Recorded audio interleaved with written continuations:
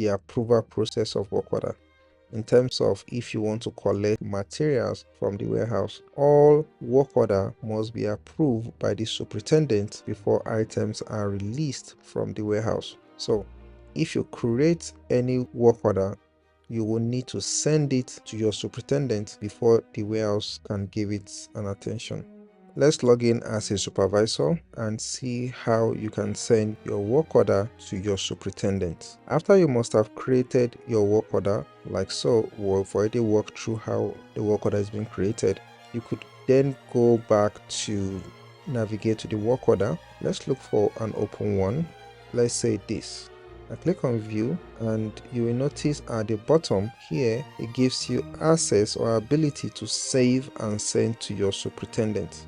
So as a supervisor, you will always see this on the bottom. When you create a work order directly, it will send it to your superintendent automatically for approval. For example, this particular work order has not been sent to anyone. It has just been created by the supervisor, and you can then send it to the superintendent by clicking on this button. Immediately you send it to the superintendent, he can then go ahead and approve. Once approved, you won't be able to change the warehouse inventory that you've requested of again.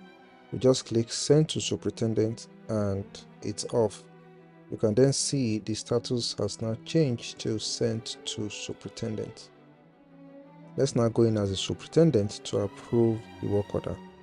On the superintendent page, there is a new section here called awaiting approval. The superintendent can click this and they will see only the work order that has been sent to them. So if I click here, I can then see the work order, check the inventory and make sure it tallies with what the user needs. I can also make corrections at will, and once those corrections is made, I can then approve. That becomes what will be given to the user. So when I approve, it goes away from here. The requester gets an email, that's the supervisor gets an email. The warehouse also gets an email to that effect. Check it out again. This is the item already approved.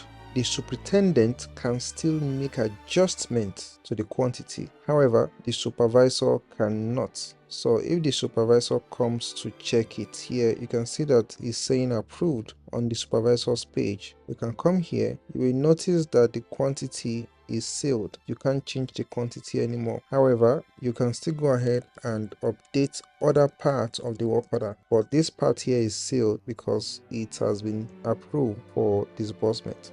If you then need to make adjustment to the quantity, only the superintendent can make the adjustment at their level. So let's get to see it. So now it's saying 3. We can change it to maybe 13 and then saved. So that will then be honored when they take it to the warehouse. The warehouse can then issue 13 to them as opposed to what was there before, which was 3. So you can see that it's now 13.